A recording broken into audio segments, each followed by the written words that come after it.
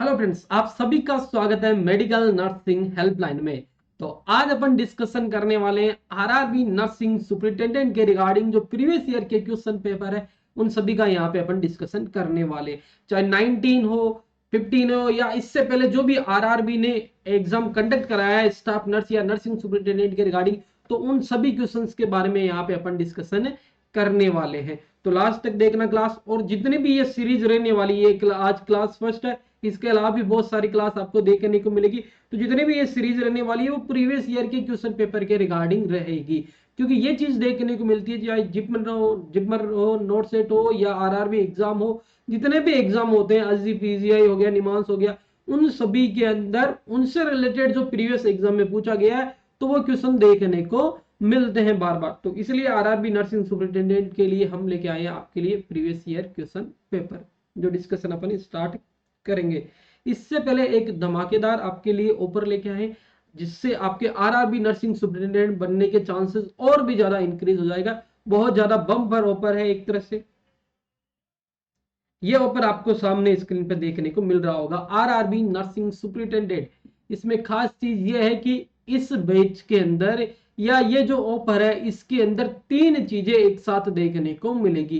तीन चीजें क्या है वो भी अपन बात कर लेते हैं। एक आपका है करेज कोर्स है, एक टेस्ट सीरीज है और एक एमसीक्यू बेच, यानी crash course plus test series plus MCQ बेच।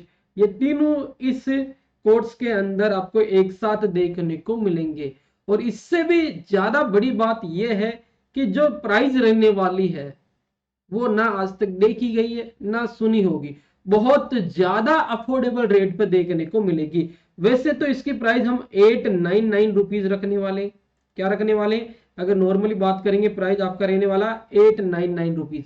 लेकिन एक चीज और खास चीज है इसके अंदर कि जो स्टार्टिंग वाले कैंडिडेट रहेंगे 100 कैंडिडेट, उनके लिए ओनली 699 रुपीज के अंदर ये सारी चीजें आपको मिलेगी। याद रखना 699 रुपीज के अंदर सारी चीजें मिलने वाली है, जिसके अंदर क्रैश कोर्स भी रहेगा, टेस्ट सीरीज भी रहेगी, प्लस एमसीक्यू बैच भी रहेंगे। तो नॉर्मली आपके लिए बहुत ज्यादा बेनिफिशियल हो सकता है। आपका नर्सिंग सुपरिटेंडेंट बनने के चांसेस को बहुत ज्यादा ये इंक्रीज कर देगा। जो भी है अपना ये कोर्स है, आप परचेज कर सकते हो। परचेज करने के लिए डिस्क्रिप्शन में डायरेक्ट लिंक दे रखा है, उस पर क्लिक करना है और आप प्ले स्टोर में जाके नर्सिंग वाईफाई एप्लीकेशन डाउनलोड कर सकते हो। व्हाट्सएप ग्रुप है, उससे भी आप जुड़ सकते हो, या डायरेक्ट जो आपके स्क्रीन के सामने नंबर दे रखे उस पर व्हाट्सएप मैसेज कर दीजिए, जिससे आप डायरेक्ट व्हाट्सएप मैसेज करने के बाद में आपको डायरेक्ट लिंक मिल जाएगा जहां से आप डाउनलोड कर सकते हो। उसके बाद में 699 रुपीज के अंदर आप परचेज कर सकते हो इस चीज को। तो ये हो गया। अब अपन बात करते हैं, क्वेश्चन स्टार्ट कर देते हैं। और फर्स्ट क्वेश्चन आपके स्क्रीन के सामने आपको देखने को मिल रहा है। What is the average weight gain of the neonate per day? यानी जो न्यूनेट है पर डे कितना वेट गेन करता है, ये फर्स्ट क्वेश्चन आपके सामने। ऑप्शन है 5 से 10 ग्राम, ऑप्शन बी 25 से 30 ग्राम, ऑप्शन सी 50 से 60 ग्राम, और ऑप्शन डी 100 से 150 ग्राम। ये सिनारियो होता है। तो ये कुछ क्वेश्चन है, आंसर देना। फर्स्ट है नियोनेट। नियोनेट क्या होता है? नियोनेट क्या होता है? जो नियोनेटल पीरियड होता है वो बर्थ से स्टार्ट लेके आपका 28 डे ऑफ लाइफ तक चलता है। बर्थ से 28 डे ऑफ लाइफ, उसको क्या बोलते हैं अपन? नियोनेटल पीरियड बोलते हैं। एक होता है अर्ली, जो रहता है आपका बर्थ टू 7 डे। बर्थ से 7 डे ऑफ लाइफ को क्या बोलते हैं अपन? अर्ली नियोनेटल बोलते हैं। और एक होता है late neonatal. Late neonatal period को बोलते हैं अपन 8 से लेके 28 day of life. 28 day of life को क्या बोलते हैं अपन? लेट नियोनेटल पीरियड बोलते हैं। इसके अलावा भी एक दो क्वेश्चन पूछे जाते हैं, वो भी अपन बात कर लेते हैं कि और इसके अलावा क्या क्वेश्चन पूछे जाते हैं। इसके अलावा जो क्वेश्चन आता है इसमें वो आता है आपका वेट से रिलेटेड, कि वेट जो होगा वो डबल कब होगा, ट्रिपल कब होगा, या 4 इंटू कब होगा, यानी 4 गुना कब होगा। तो ये भी एग्जाम में क्वेश्चन देखने को मिलते हैं। तो बच्चे का जो वेट होता है वो नॉर्मली होता है 2.5 टू 3.5 kg, ये नॉर्मली होता है। जो वेट डबल होता है वो आपको देखने को मिलता है कब? देखने को मिलता है ये आपको देखने को मिलता है 5 मंथ पे। कई बार आंसर 6 मंथ भी जाता है, लेकिन याद रखना अगर दोनों ऑप्शन में आपको देखने को मिलते हैं 5 और 6 मंथ, तो अपन को चूज करके आना है 5 मंथ, राइट आंसर रहने वाला है। डबल ट्रिपल के लिए अगर बात करेंगे तो ट्रिपल आपका रहने वाला है। ट्रिपल जो वेट होगा वो कब तक देखने को मिलेगा, वो देखने को मिलेगा 1 ईयर की एज तक देखने को मिलेगा। और इसके अलावा 4 गुना जो वेट रहेगा वो 2 ईयर की एज पे हो जाएगा। जैसे बच्चा 2 ईयर की एज पे हो जाएगा तो ये नॉर्मल वेट है, यहाँ से वो 4 टाइम इंक्रीज देखने को मिल जाएगा।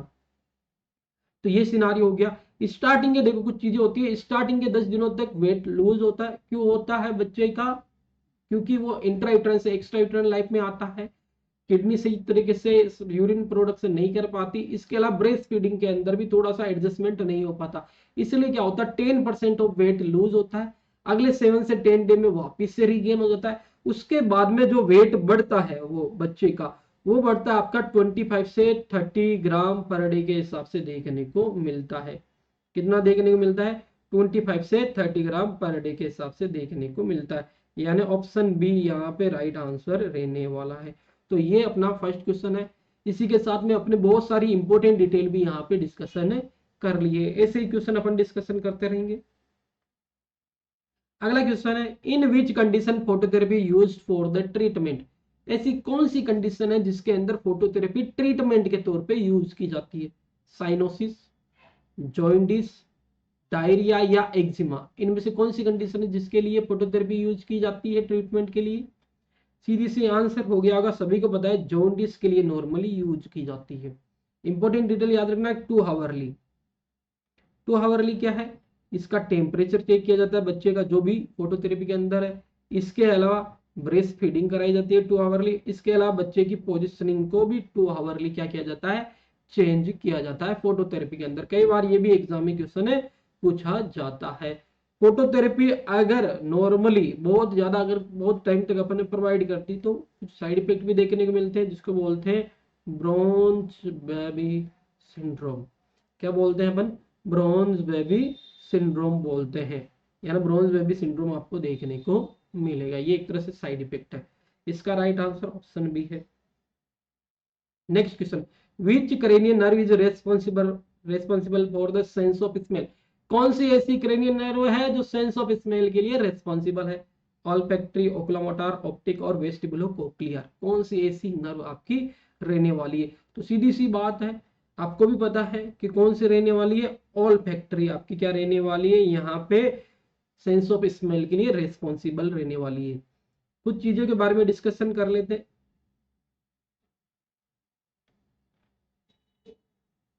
जैसे ये नोज हो गया, ये क्या हो गया, नोज हो गया, और यहाँ से निकलता है हार्ड पैलेट और सब पैलेट, ठीक है ना, ये नोज हो गया। नोज के अंदर ये वाली जो बोन है इसको बोलते हैं फ्रंटल बोन। क्या बोलेंगे अपन, फ्रंटल बोन बोलेंगे। ये रहेगी, इसको बोलेंगे स्पेनोइड बोन। क्या बोलेंगे अपन, स्पेनोइड बोन बोलेंगे। फ्रंटल हो गया, स्पेनोइड, और ये जो होती है इसको बोलते हैं cribriform plate of ethmoid bone. Ethmoid bone अपन बोलने वाले हैं। इंपॉर्टेंट है, ये याद रखना। यानी ये जो बोन है ये इथेमोइड बोन है। इसके अंदर प्लेट नुमा कुछ स्ट्रक्चर्स यहाँ पे प्रेजेंट देखने को मिलती है। जो आपका ऑल्फैक्टरी रिसेप्टर है वो यहाँ पे प्रेजेंट रहते हैं। यहाँ पे क्या है आपका, यहाँ पे होता है ऑल्फैक्टरी एपिथेलियम। क्या होता है, ऑल्फैक्टरी एपिथेलियम प्रेजेंट होता है, जिसके अंदर प्रेजेंट होता है बोमन ग्लैंड। बोमन ग्लैंड जिसके अंदर प्रेजेंट रहता है, बोमन ग्लैंड, जिसको अपन और क्या बोल सकते हैं, ऑल्फैक्टरी ग्लैंड भी बोल सकते हैं। क्या बोल सकते हैं, ऑल्फैक्टरी ग्लैंड भी अपन बोल सकते हैं।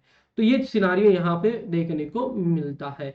अपन ने बता दी ऑल्फैक्टरी रिसेप्टर कहाँ प्रेजेंट होते हैं, ऑल्फैक्टरी एपिथेलियम के पास में प्रेजेंट रहते हैं। ऑल्फैक्टरी एपिथेलियम में बोमन्स ग्लैंड प्रेजेंट होती है, जिसको ऑल्फैक्टरी ग्लैंड भी बोलते हैं। बोमन्स ग्लैंड प्रेजेंट होती है नोज के अंदर।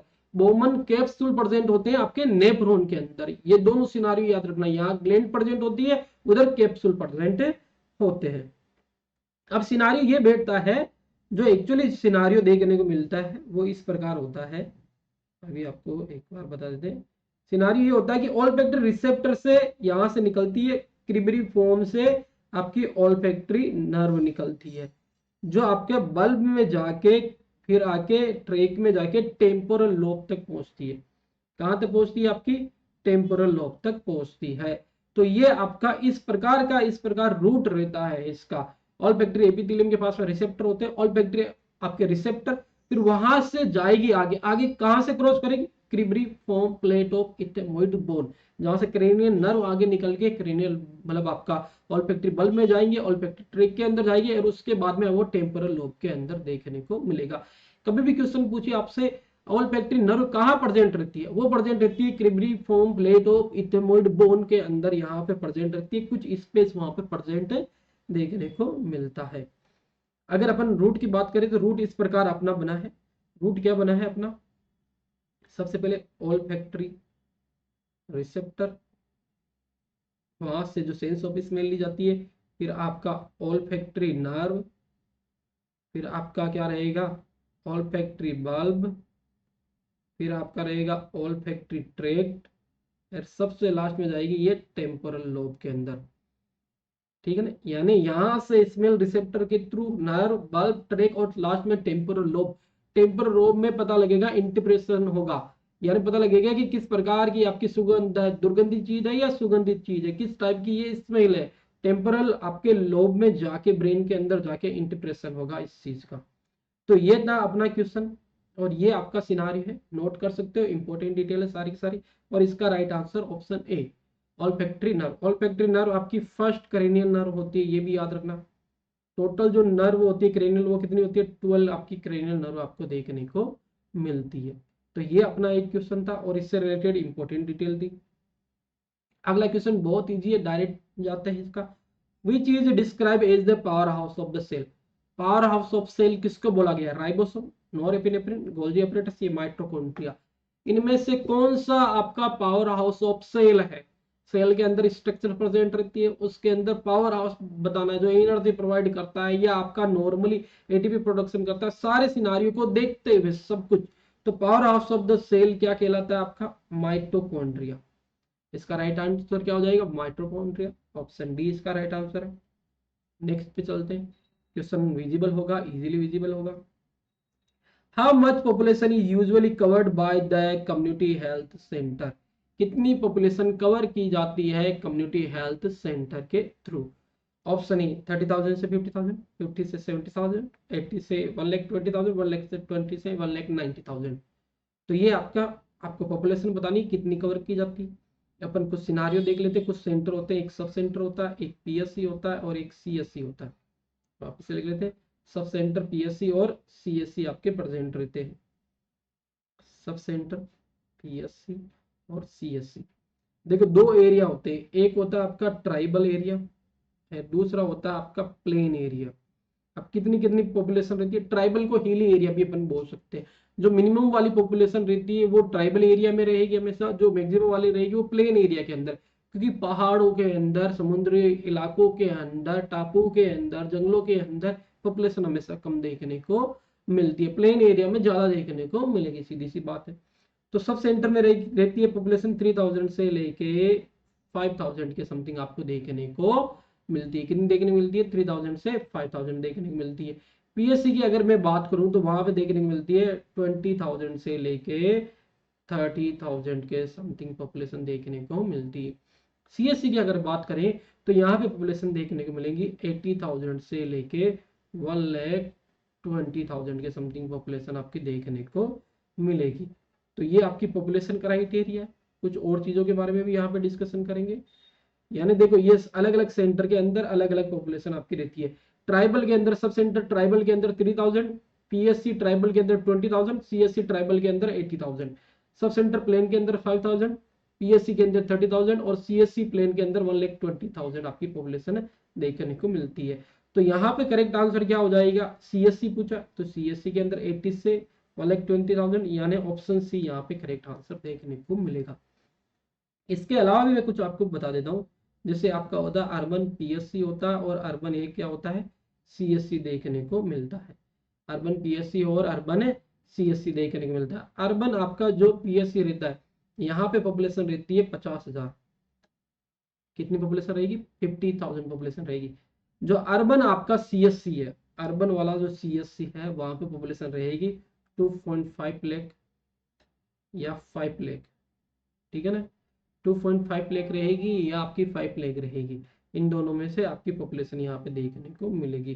किस प्रकार रहने वाली है, देखो 2.5 लाख नॉर्मल हो गया, 5 लाख कहाँ पे रहेगी, अर्बन CSC जो कहाँ पे है, मेट्रो है, जहाँ पे क्या प्रेजेंट है, मेट्रो है, यानी मेट्रो सिटी के अंदर अर्बन CSC में 5 लाख पॉपुलेशन रहती है, और नॉर्मल अर्बन CSC में आपकी 2.5 लाख पॉपुलेशन देखने को मिलती है। नॉर्मल आपका बस कुछ भी नहीं दे रखा, CSC पूछ रखा है, तो सीधी सी बात है रूरल की बात हो रहेगी, वो हो गया आपके पॉपुलेशन 80,000 से लेके 1,20,000। तो ये पॉपुलेशन क्राइटेरिया भी सभी को याद रखना है, क्वेश्चन में पढ़ना है कि आगे अर्बन दे रखा है या नॉर्मल CSC के बारे में क्वेश्चन पूछा गया है। CSC से रिलेटेड एक और इंपॉर्टेंट चीज के बारे में यहाँ पे अपन डिस्कशन कर लेते हैं, बहुत ज्यादा इंपॉर्टेंट चीज है, आपके लिए बहुत ज्यादा हेल्पफुल रहने वाली है, और वो आपका सिनारियो क्या है मैं वो आपको बता देता हूँ। आपसे क्वेश्चन पूछा जाता है फर्स्ट रेफरल यूनिट, सभी आंसर कर देंगे, सभी को पता है कि क्या रहता है भाई, आपका CSC रहता है, लेकिन क्वेश्चन पूछा जाएगा first referral level of care, first referral level of care कौन सा होता है, तो वो आपका रहता है सेकेंडरी लेवल। सेकेंडरी लेवल देखो 3 लेवल ऑफ केयर रहते हैं, प्राइमरी लेवल, सेकेंडरी और टर्सरी लेवल, तो first referral level of care कौन सा रहता है, सेकेंडरी लेवल आपको देखने को मिलता है। Last referral level of care कौन सा होता है, वो होता है टर्सरी,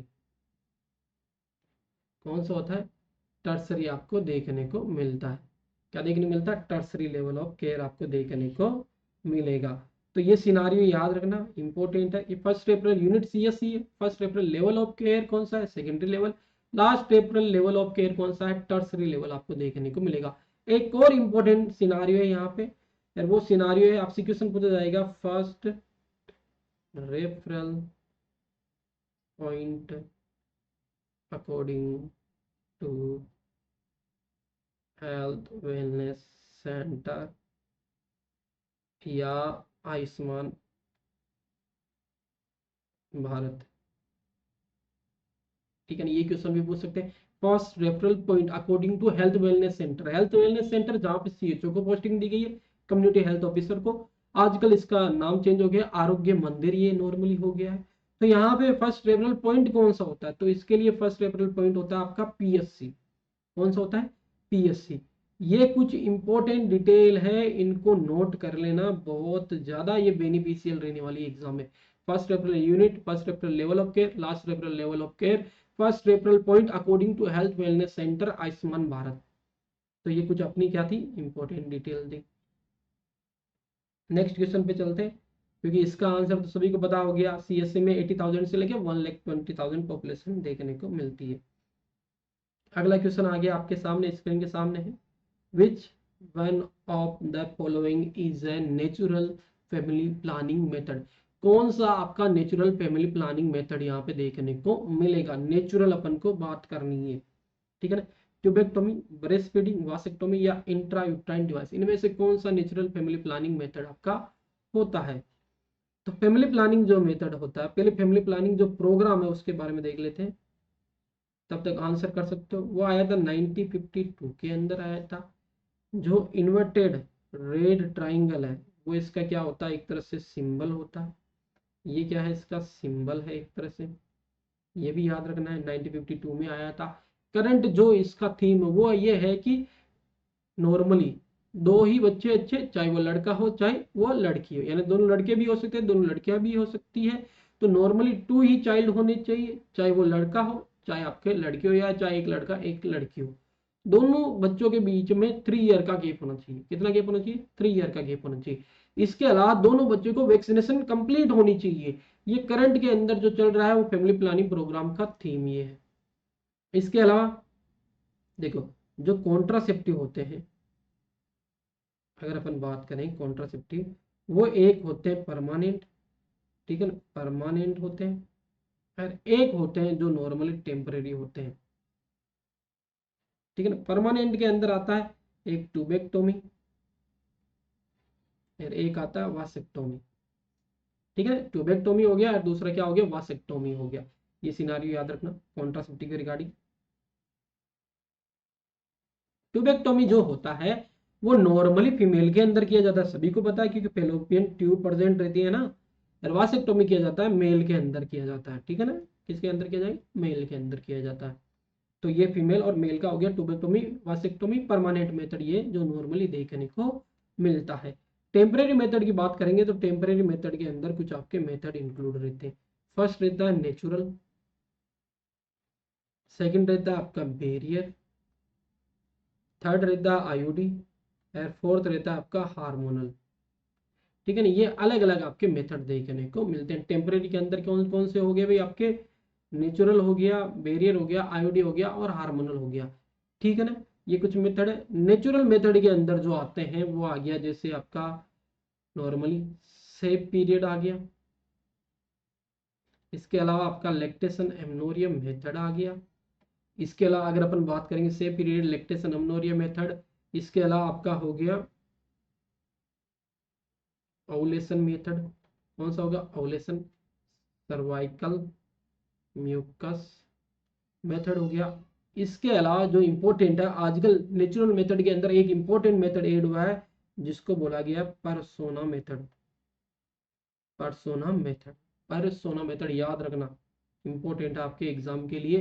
परसोना मेथड क्या होता है, परसोना मेथड होता है इसके अंदर क्या होता है, यूरिन के अंदर हार्मोन चेक किए जाते हैं। इसके अंदर या चेक किए जाएंगे, यूरिन के अंदर हार्मोन चेक किए जाएंगे। एक तो ईस्ट्रोजन हो गया, ठीक है ना, दूसरा आपका हो गया ल्यूटिनाइजिंग हार्मोन।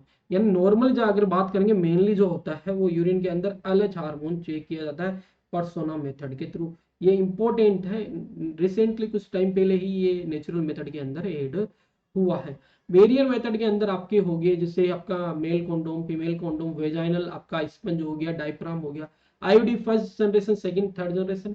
हार्मोनल की बात करेंगे तो नॉर्मली हो गया, एक तो हो गया आपका पिल्स हो गया, ओवल कॉन्ट्रासेप्टिव पिल। अगला हो गया अगर अपन बात करेंगे दूसरे तो वो हो गया आपके इंजेक्टेबल हो गया, इम्प्लांट हो गया, पेचेज हो गई। ये कुछ आपका नॉर्मल सिनारियो चलता, बहुत बड़ा टॉपिक हो जाएगा, मेन मेन पॉइंट के बारे में अपन बात करते हैं। तो ये आपका सिनारियो होता है। एग्जाम में इसके अंदर क्वेश्चन पूछा गया कि नेचुरल फैमिली प्लानिंग मेथड कौन सा होता है। तो सभी को पता है नेचुरल के बारे में बात की है तो नॉर्मल ट्यूबेक्टोमी आपका परमानेंट मेथड होता है, वासेक्टोमी परमानेंट होता है, और इंट्रायूट्राइन डिवाइस आपका टेम्पररी मेथड होता है लेकिन नेचुरल मेथड नहीं होता। नेचुरल जो मेथड होता है वो होता है ब्रेस्ट फीडिंग। क्या होता है, ब्रेस्ट फीडिंग, जिसको अपन बोलते हैं लैक्टेशन एमनोरिया मेथड। क्या बोलते हैं, लैक्टेशन एमनोरिया मेथड।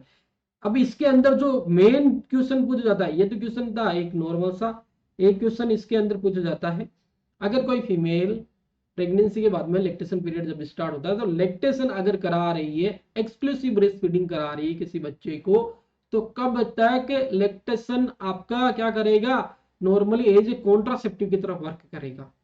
यानी एक तो पूछे कि ये लैक्टेशन एमनोरिया कब तक वर्क करेगा एज कॉन्ट्रासेप्टिव।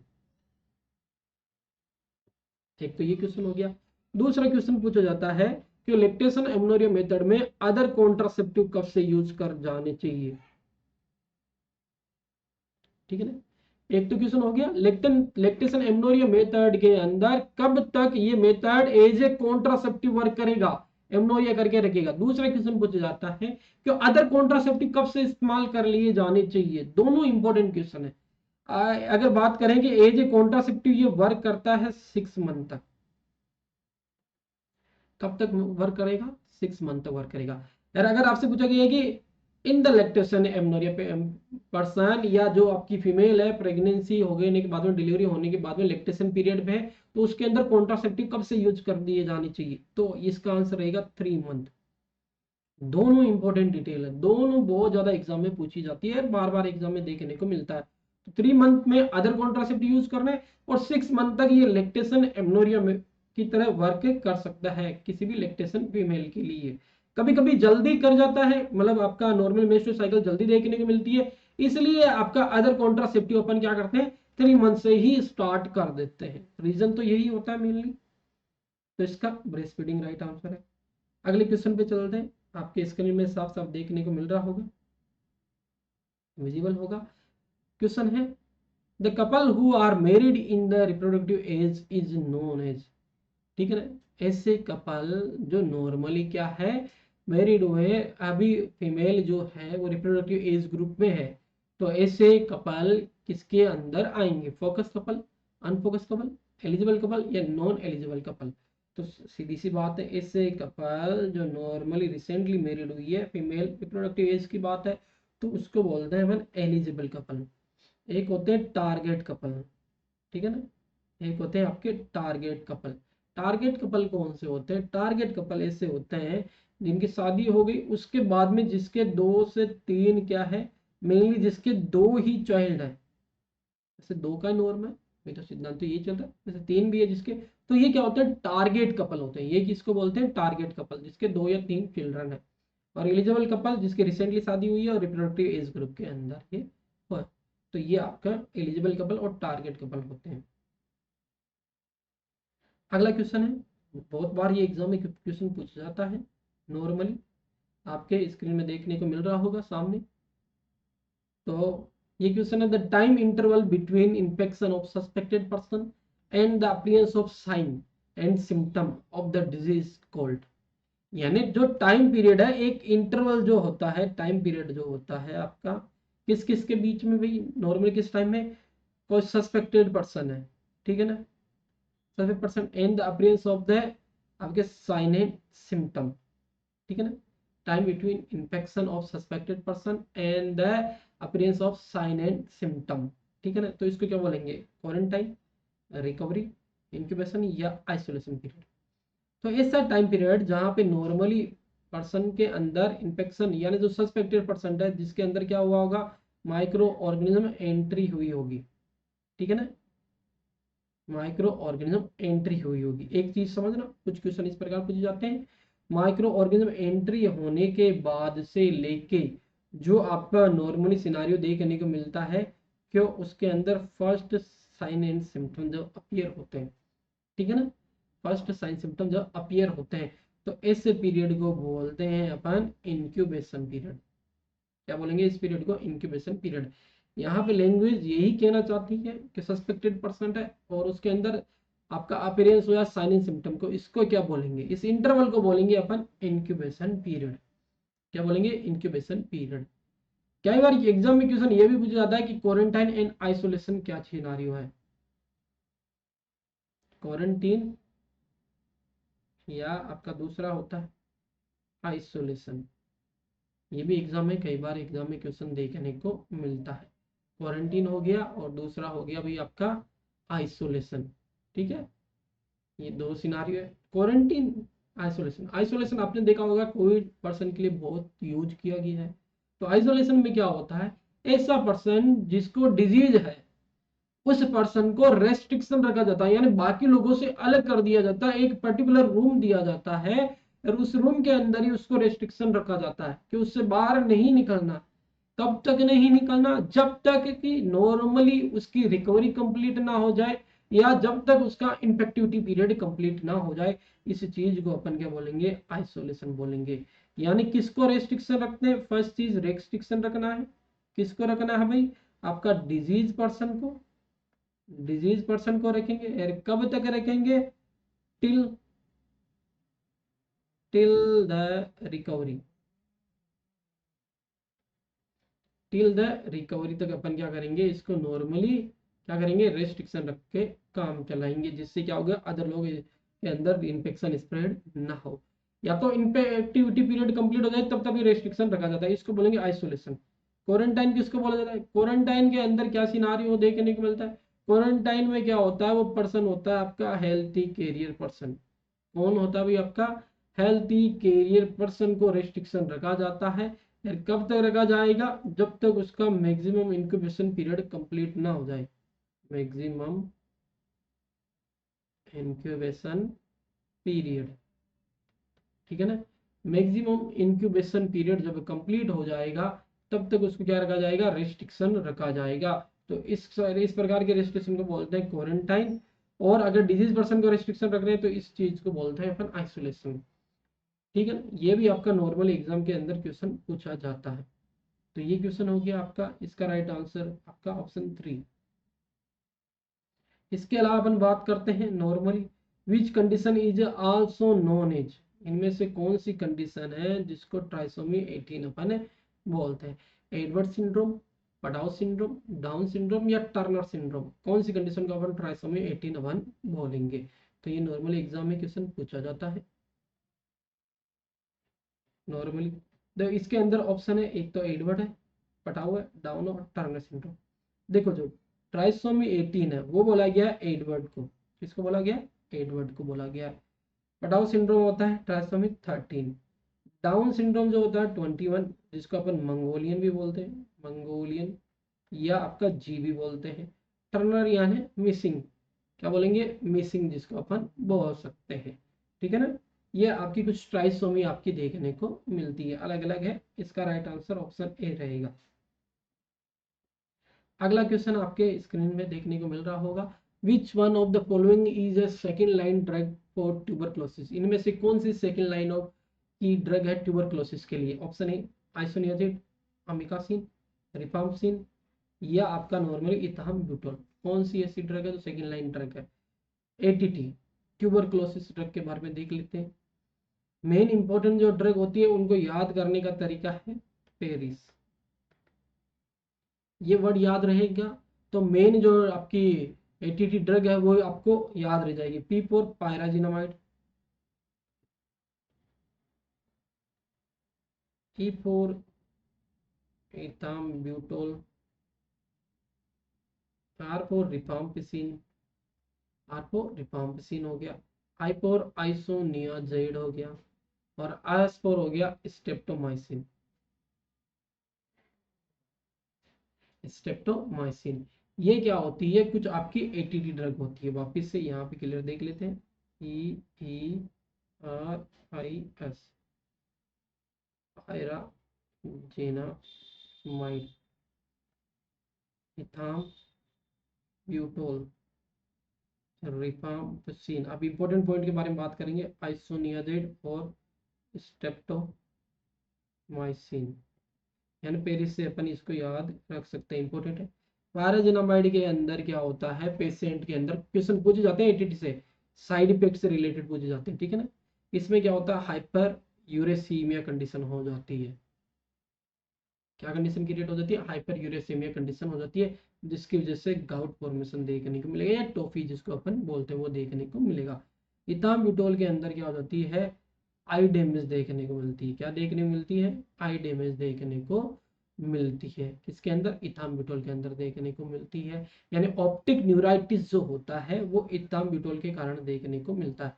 क्या होता है भाई? ऑप्टिक न्यूराइटिस देखने को मिलता है। रिपामसिन, रिपामसिन के कारण क्या होता है? आपका रेड एंड ऑरेंज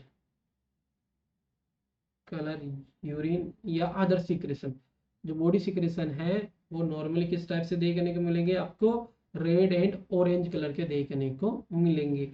अगर बात करेंगे आइसोनियाजिड, आइसोनियाजिड क्या करता है? ये करता है पेरिफेरल न्यूराइटिस कंडीशन करता है। आइसोनियाजिड जब भी प्रोवाइड करते हैं तो इसके साथ विटामिन बी, आपका B6 पायरिडोक्सिन प्रोवाइड किया ही जाता है। इसके अलावा अगर बात करेंगे स्ट्रेप्टोमाइसिन, स्ट्रेप्टोमाइसिन करता है ऑटो टॉक्सिटी, ये नॉर्मली कोज करने का काम करता है। यानी ये क्या करता है? वेस्टिबुलर कोक्लियर नर्व को क्या करता है? डैमेज करने का काम करता है, जिसके अंदर कोक्लियर पार्ट मेनली डैमेज करने का काम करता है। तो कुछ ये इंपॉर्टेंट इनके क्या हो गए? साइड इफेक्ट हो गए, रिफाम्पिसिन और आपका इसके अलावा आइसोनियाजिड। बार बार एग्जाम में क्वेश्चन पूछे जाते हैं इसके रिगार्डिंग। तो ये थी अपनी एटीटी ड्रग, ये क्या हो गई? अपनी कुछ एटीटी ड्रग हो गई। नेक्स्ट क्वेश्चन है आपका, the excessive vomiting during pregnancy deterioration या deteriorating the health of mother is known as, बहुत ज्यादा वोमिटिंग हो रही है प्रेगनेंसी के दौरान तो इसको क्या टर्म दिया गया है? अबॉर्शन, हाइपरेमेसिस ग्रेविडम, प्रीएक्लम्पसिया या प्रेगनेंसी इंड्यूस्ड हाइपरटेंशन, इनमें से कौन सा राइट आंसर है? सीधी सी बात है, हाइपर एमेसिस ग्रेविडम। ठीक है ना? यानी मदर के अंदर, जो प्रेग्नेंट लेडी है उसके अंदर बहुत ज़्यादा एक्सेसिव वोमिटिंग देखने को मिलती है। इस कंडीशन को हाइपरएमेसिस ग्रेविडम अपन बोलते हैं। नॉर्मल सा क्वेश्चन है, बेसिक सा। अगला क्वेश्चन है, the condition where a patient see a rope and fear it is a snake is called. ऐसी कंडीशन जहाँ पे पेशेंट को लगता है, क्या चीज लगती है कि कोई एक रोप है जो उसको लग रहा है कि स्नेक है, तो ये इल्यूजन होता है, हेलुसिनेशन होता है, डिल्यूजन होता है, या डीपर्सनलाइजेशन देखें होता है। इनमें से ये क्या चीज आपकी होती है कि इल्यूजन होगा, हेलुसिनेशन होगा, डिल्यूजन होगा, या डीपर्सनलाइजेशन होगा। इस क्वेश्चन का आंसर कमेंट में कर दीजिए। ये अपना लास्ट क्लास है, ये मतलब फर्स्ट क्लास की लास्ट एंड इसी क्वेश्चन पे एंड हो रहा है। इसका राइट आंसर आपको कमेंट करना है। इल्यूजन, हेलुसिनेशन, डिल्यूजन या डिपर्सनलाइजेशन, क्या चीज इसको बोलेंगे।